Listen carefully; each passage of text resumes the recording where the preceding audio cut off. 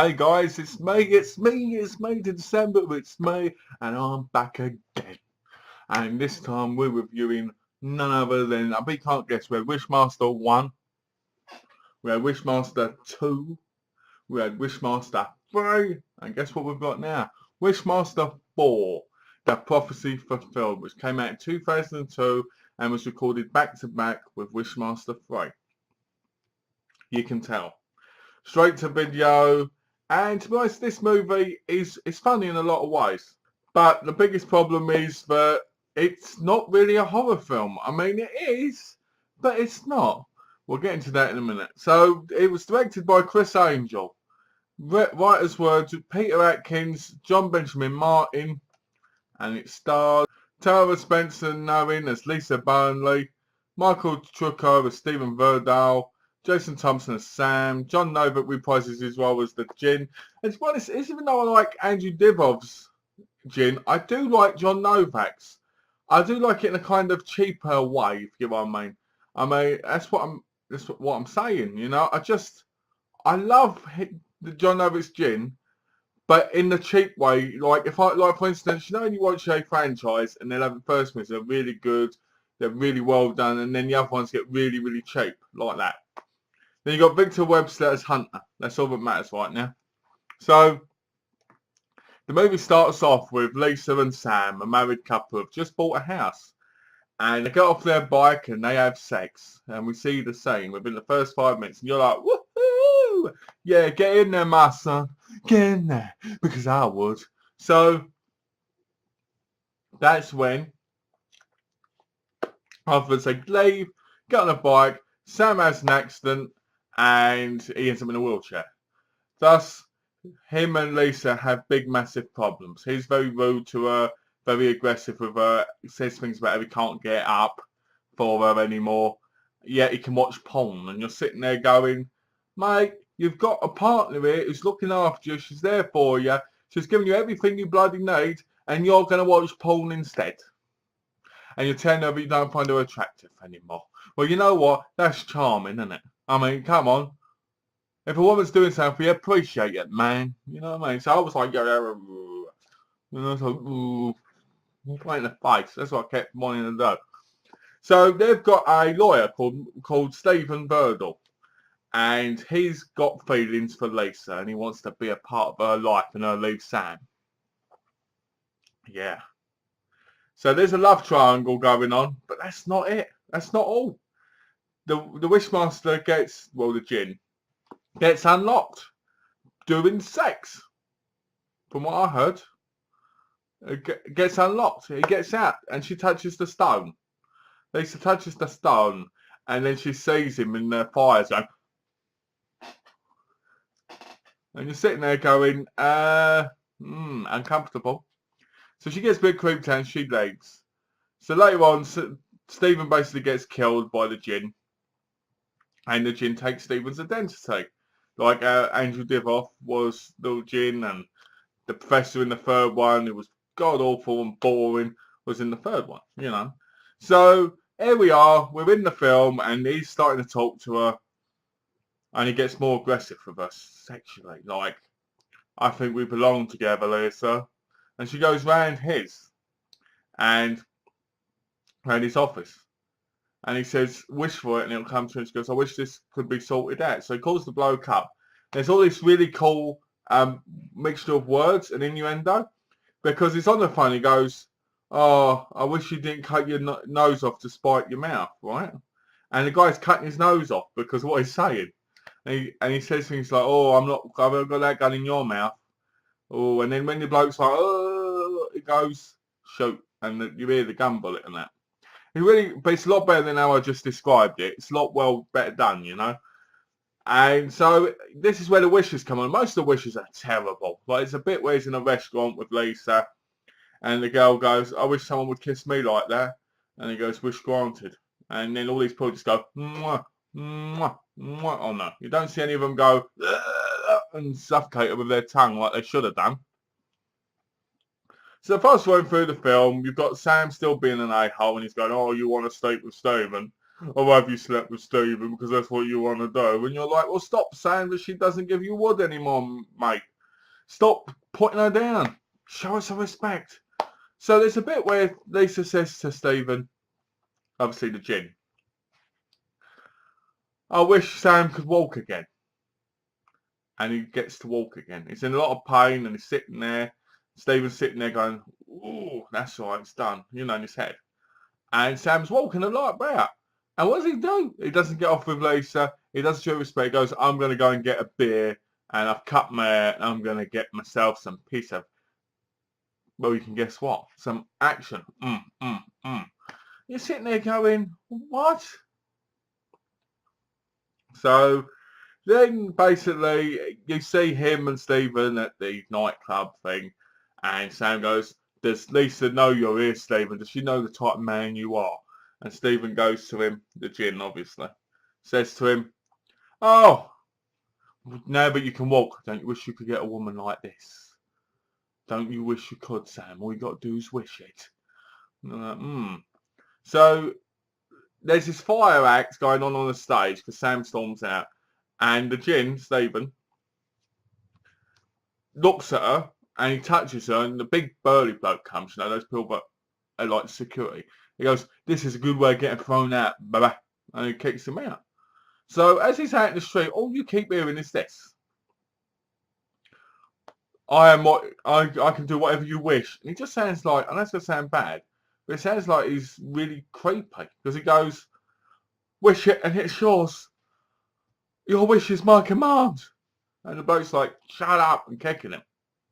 So then he goes, the bloke simply goes, I wish you'd put more of a fight.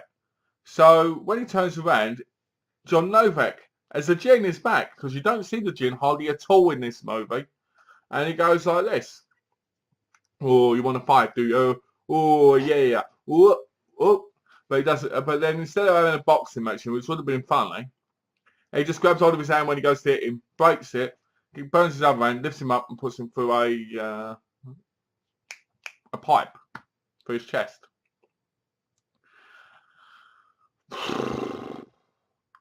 And then while that's going on, you've got this guy in black who's turned up called Hunter.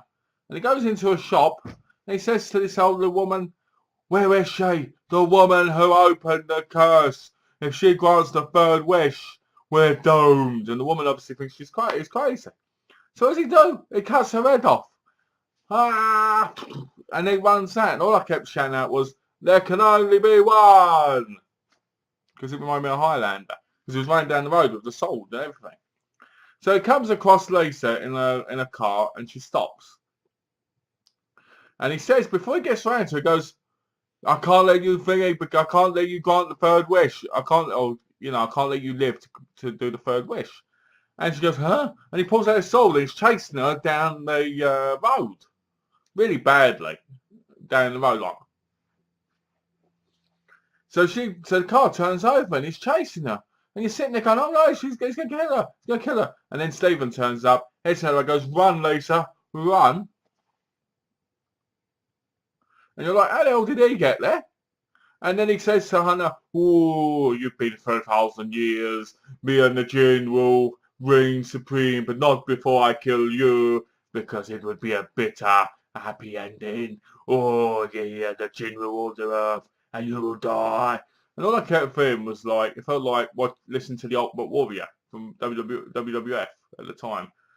He was going about the space rockets hitting the sun, and we'd all take off into the jungles of the wildlife of the Teenage Mutant Ninja Turtle army or something. It was ridiculous. But that's what this reminded me of.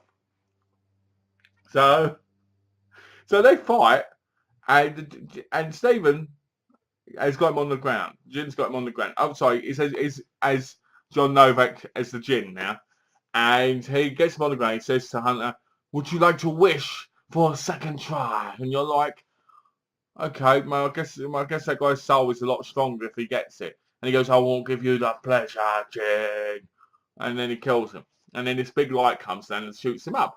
And I kept going, wow, Highlander. I know the electric thing happens, but that's what it felt like. It felt like Highlander. They had swords and they were going, there can only be one and all this. And I'm sitting there going, So later on, he catches up with Lisa, and you fast forward through the film a little bit, and he keeps getting these messages from what I can only guess is the Jinn Council, that only he can say, because he's standing there. They turn around and going, "Oh, you're becoming weak, Jinn. You need to do what's needed to do. Why haven't you granted the third wish? The third wish will set us free. What are you waiting for?" And he goes, and the Jinn goes like this. John Novick says, "Don't test me. I am your leader, and I will kill you." And you're like, you're going to kill your own people. Okay, whatever. The whole point of the movies was to get the third wish, well, except for the second one, because we need a first and one, to actually get the third wish so the Jinn could rule the world. And this film is actually called The Prophecy Fulfilled. And you're just like, ah. So so basically the Jinn, who in the past hasn't really cared about anybody but getting souls and destroying people's lives, and look at them like mate, basically. He has fallen in love with Lisa. So I was wondering through the whole thing, did he fall in love with her because Stephen was actually in love with her and he took his skin and kind of became him to a degree? Was that Stephen or was that actually the Jinn? Because Hunter says to Jinn when they're fighting, he says, "You've grown weak in that human form," and all this, and you're like, okay, yeah. So later on, they're at the house and they have sex. Stephen and Lisa have sex. She's having sex with the Jinn. And he says to her, "Do you really love me, Lisa?" And she says, "Yeah." And he goes, "Could you love me even though I could be a horrible monster?" And obviously she's thinking because he's a lawyer. But no, when she sees him, she goes, "Ah! Oh, no, and all this. And you're just sitting there going, "Oh, come on. He's treated you with respect, love. He's looked after you. He's been there for you. You've just done what Sam did to you." You know, so basically he ends up chasing her about. You get the other Jinn's hands coming through the wall and stuff, and it was very Hellraiser-y like in like some aspects. So the movie ends with him basically getting killed on the sword with Sam. Yeah. And I'm sitting there going, so was this the final Jinn movie? Because there wasn't a fifth one, not so far. There hasn't been one so far. So I'm just sitting there thinking to myself, was John Novak and Andrew Dibnoff's Wishmasters or Jinn supposed to be the same people? So I don't think they're meant to be. I think they're supposed to be two different ones. In that case, how many Jinn is there in red rubies? Or red crystals, whatever they are. You know, I sit there and I'm like, yeah, no wonder they didn't make a fifth one because this movie wasn't that great. This was a lot better than the third one, but it wasn't that great. It was far from interesting. Like the love story between the three of them, Sam, Stephen and Lisa, especially when it became the Jinn, you're sitting there going, he shouldn't care about you. He should grant the third wish because you said it. And then we can see all the Jinn take over the world and destroy people. And that's what we want to see. But no, we don't see that. I want to see a relationship between the Jinn and the other Jinn. I want to see if they actually were friends or if they actually were family, like if a little Jinn would come. And another thing, in number 1 and 2, when the Jinn came out, he was like a baby that had to grow from like taking the soul or something or killing someone. In this, when he comes out, he's perfectly free. So is he supposed to be a stronger Jinn? Is this Jinn supposed to be like the head Jinn? Get a head Jinn. And it's just confusing. I wish there was books written about these films, you know, like, well, this Jinn, Andy Divock's Jinn, was the brother of John Novak's Jinn, and they both were married to Mrs. and Mrs. Jinn, and they had some kids called Little Jinn, Little Jin Jin Jin, and Little Jin and Little Jin Jin Jin, you know, and it would have been good. Instead of this rubbish, what we call a love story, because most of the film is a love story. The wishes, there's one who says to him, "I wish for killer sex." And she's like, oh, having sex with herself, basically. And just sit there going, this movie, it's great, it's fun in some ways, but it's not a good movie. It's one of those bad movies which you enjoy because of how bad it is. And it was a lot of fun, to be honest, in a bad way, you know. But I would recommend, if I had to recommend them in order, I'd recommend number 1, number 2, number 4, and then number 3 as the last result. basically, because it's just got things missing. I think because Andrew Divoff's not in 3 and 4, it hasn't got that feeling. Because Andrew Divoff has that perfect acting skill of looking insane, looking like he isn't human, and looking like he's believable. In my view, Andrew Divoff should have been in the kind of Freddy Krueger universe kind of thing, in the, you know, Freddy Jason thing, as big. But he should have done more Wishmasters, obviously, to get to that way. But it would have been so cool to see. But oh well. We can't always get what we want, can we? So, yeah, the film was alright. I'm going to give it a 3. Because even though I really enjoy it, there's a lot to it that I think could have been better. I think the acting could have been better. I think the story could have been better. I think it could have been I think it could have been a directed movie. I think it could have been a movie which was directed and had some flair to it. But it just was like a standard straight-to-video horror movie of a franchise which honestly has unlimited potential with the whole Wish thing. But it seems like they just don't want to pull that trigger on them as well.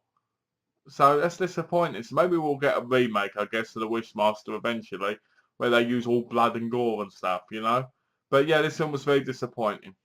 So that's my review, guys. I hope you enjoyed the review. Let me know what you think of the movie down below. And if you haven't already, please subscribe and have a lovely, lovely day.